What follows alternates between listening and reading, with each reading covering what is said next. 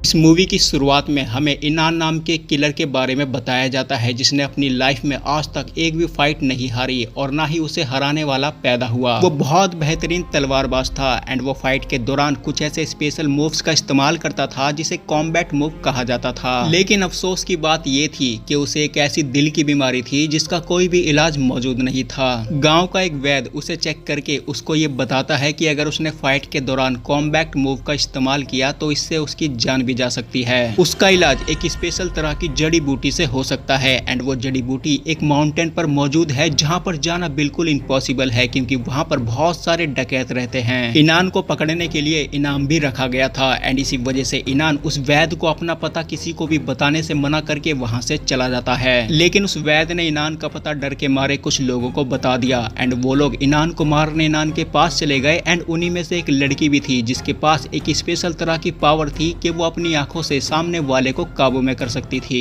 And जैसे ये बात इनान को पता चलती है तो वो सबसे पहले उस लड़की के आंखों पर हमला करके उसके लोगों को मारकर अपनी जान बचाते हुए वहां से चला जाता है। इनान अपनी जान बचाते हुए गांव के एक दूसरे हिस्से में भाग गया जहां पर वो थकान के मारे आराम कर रहा था एंड उसी बीच गांव के कुछ बच्चे उसका सामान चोरी करके भाग जाते हैं। थोड़ी देर बाद जब इनान की आंख खुलती है तो वो अपना सामान ढूंढते हुए वहां से आगे बढ़ रहा था। तभी उसे कुछ लोग दिखाई देते हैं जो एक औरत को छेड़ रहे थे। इनान उन लोगों से फाइट नहीं करना चाहता था क्योंकि उसे दिल की बीमारी थी एंड इसी वजह से वो उन लोगों को समझाने की कोशिश कर रहा था लेकिन वो लोग उसी को मारने लगते हैं एंड वो औरत ही इनान को बचाकर इनान को अपने साथ अपने घर ले जाती है जहां पर उसने एक छोटी सी दुकान खोल रखी थी जिसके जरिए वो लोगों को सूप बेचती थी। उस औरत की दुकान का सूप टेस्ट करते ही इनान को मजा आ गया एंड वो फ्री का माल समझकर उस औरत से और 2-3 कटोरी सूप मांग कर पीने लगा। सूप पीने के बाद इनान उस औरत से ये कह रहा था कि फिलहाल उसके पास पैसे नहीं है, वो बहुत जल्द पैसे लौटा देगा। लेकिन वो औरत अपने पैसे वसूलने के लिए इनान से अपने काम करवाने लगी। उसी बीच उस औरत का लड़का आ जाता है जिसका नाम चिलबुक था। वो इनान को चोर और नशेड़ी समझ रहा था एंड इसी वजह से वो अपनी मॉम को इनान से दूर रहने को कह रहा था। अगले दिन इनान उसी वैद्य के पास जाता है जहाँ पर वो वैद्य इनान को उसका सामान लौटाते हुए इनान को ये बताता है कि उसका सामान गाँव के कुछ बच्चों ने चुरा लिया था। इनान के सामान के साथ साथ उसके कुछ पैसे भी थे जिसको वो उस वैद्य को देते हुए उससे वो दवाई मांग रहा था जिस दवाई को खाकर उसका दिल का मर्ज कंट्रोल में था। जिसके बाद वो वहां से उसी औरत के पास जाता है जहां पर वो उसी के साथ रहकर उसकी दुकान पर काम करने का फैसला करता है क्योंकि उसे छुपने के लिए जगह की जरूरत थी। उस औरत को भी अपनी शॉप के लिए किसी की जरूरत थी एंड इसी वजह से वो इनान को अपने साथ रख लेती है जिसके बाद से इनान उसी के घर पर रहकर उसके साथ काम करवाने में उसकी मदद करने लगा। उस गाँव का एक पावरफुल आदमी था जिसकी जेल में 2 क्रिमिनल्स थे एंड वो दोनों क्रिमिनल उसकी जेल तोड़कर भाग गए थे एंड इसी वजह से वो आदमी अगले दिन अपने लोगों को सजा दे रहा था क्योंकि वो दोनों आदमी कोई आम क्रिमिनल नहीं थे। दरअसल वो दोनों एक बेका नाम के खतरनाक क्रिमिनल के ग्रुप के थे जो गांव में लोगों को ड्रग सप्लाई किया करता था। उन लोगों को सजा देने के बाद वो आदमी अपनी वाइफ के पास चला जाता है जिसके बाद हम इबांग नाम के एक आदमी को देखते हैं जो उस पावरफुल आदमी का सबसे खास नौकर था। इबांग जब उन सजा मिले हुए लोगों से बात करता है तब उसको ये पता चलता है कि उन लोगों को उन दोनों क्रिमिनल्स को पकड़ने का ऑर्डर मिला है एंड जब वो आदमी रात में टॉयलेट करने उठा तब उसके पास में एक दूसरा आदमी आकर उसकी गर्दन पे तलवार लगाकर उससे ये कह रहा था कि अगर वो दोनों क्रिमिनल्स उसके सरदार के पास सही सलामत नहीं पहुंचे तो वो उसके साथ उसकी फैमिली को मार देगा। अगले दिन जब ये बात इबांग को पता चली तो वो उस आदमी से ये कहने लगा कि हमें उन दोनों क्रिमिनल्स को रोकने की बजाय उन दोनों को जाने देना चाहिए। इबांग ने ये बात इसलिए कही थी क्योंकि वो भी खुद बेका के साथ मिला हुआ था। दरअसल इबांग खुद बेका से ड्रग लेकर चोरी चोरी गाँव में सप्लाई किया करता था एंड ऐसा करने के पीछे उसका सिर्फ एक मकसद था। दरअसल गांव के कुछ लोगों को ड्रग की लत लग गई थी एंड जब उनके पास ड्रग खरीदने के पैसे नहीं बचते तब वो लोग इबांग के पास अपनी जमीन को गिरवी रख देते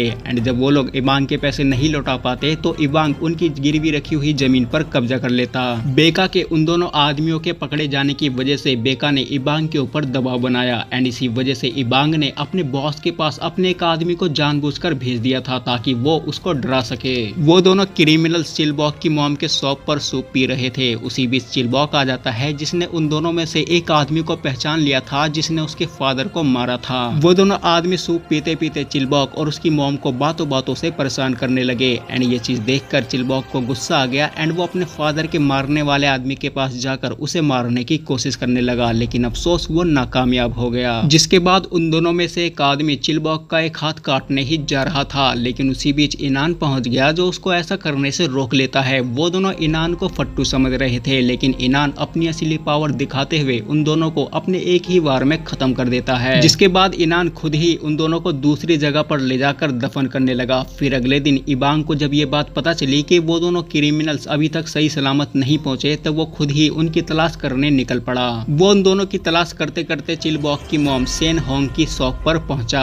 वो उसकी शॉप पर इसलिए गया था क्योंकि उसको ऐसा लग रहा था कि वो दोनों क्रिमिनल्स यहाँ पर रात बिताने जरूर आए होंगे, लेकिन सेन होंग उन दोनों को पहचानने से साफ साफ मना कर देती है। जिसके बाद वो चिलबॉक को रास्ते से पकड़कर अपने साथ ले गया एंड वो उससे भी पूछताछ कर रहा था, लेकिन चिलबॉक उसको कुछ भी बताने से साफ साफ मना कर रहा था। जिसके बाद इबांग अपने एक स्पेशल आदमी को भेजकर चिलबॉक से सच्चाई जानने की कोशिश करवाता है। फाइनली उस आदमी ने चिलबॉक से सच्चाई उगलवा ली। जिसके बाद इबांग ने अपने आदमियों के साथ उन दोनों क्रिमिनल्स की लाश खोदकर बाहर निकाला। जिसके बाद वो उसी रात अपने लोगों को लेकर सेन होंग की शॉप पर पहुंचा, जहां पर वो सेन होंग से और साथ में इनान से ये कह रहा था कि उन दोनों ने जिस आदमी को मारा है वो आदमी बेका का भाई था, जिससे बेका बहुत ज्यादा प्यार करता था। एंड जैसे ही उसको ये बात पता चली कि उसके भाई की जान लेने वाले तुम दोनों हो, तो वो तुम दोनों को मारने यहाँ पर आने वाला था, लेकिन उसको यहाँ पर आने से मैंने रोक लिया। एंड अगर तुम्हें अपनी जान बचानी है तो तुम्हें मेरा एक काम करना होगा। इबांग इनान से ये कह रहा था कि वो चाहता है कि इनान बेका को खुद ही मार दे।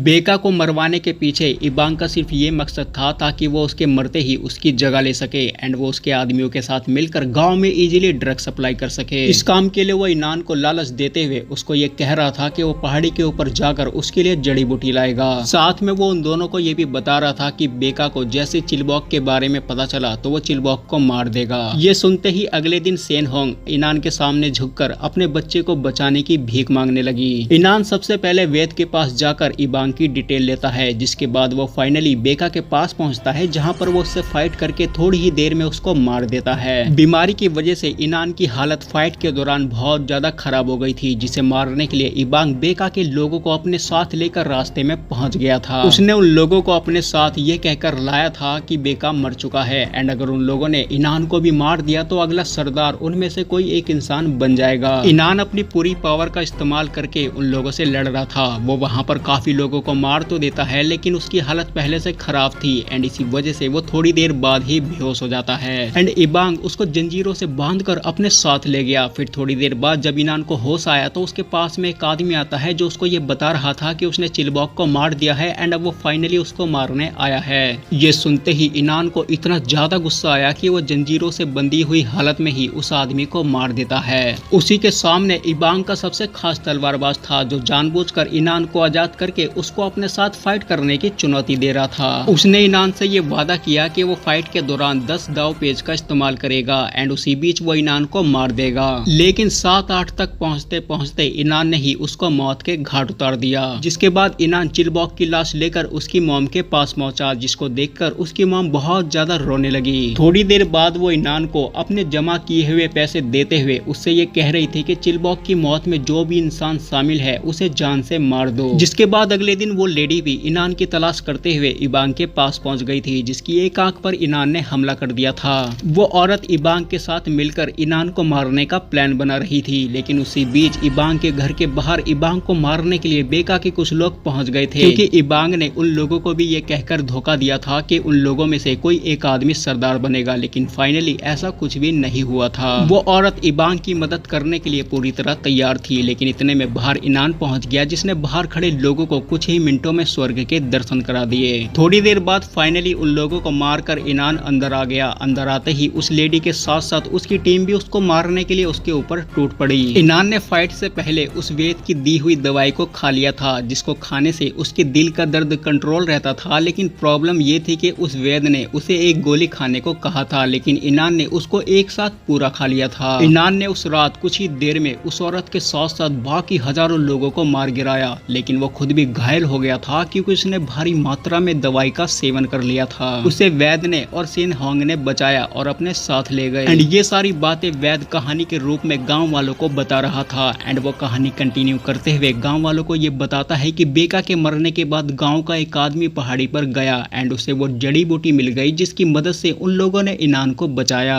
इनान के ठीक होते ही इनान इबांग को मारने इबांग के पास पहुंचा, जहां पर इबांग अपनी जान बकसने को कह रहा था, लेकिन इनान एक ही वार में उसको मार देता है। एंड यहाँ पर ये मूवी खत्म हो जाती है। तो दोस्तों आज की वीडियो में सिर्फ इतना ही। मैं मिलूंगा आपको नई वीडियो में नए टॉपिक के साथ। तब तक के लिए धन्यवाद।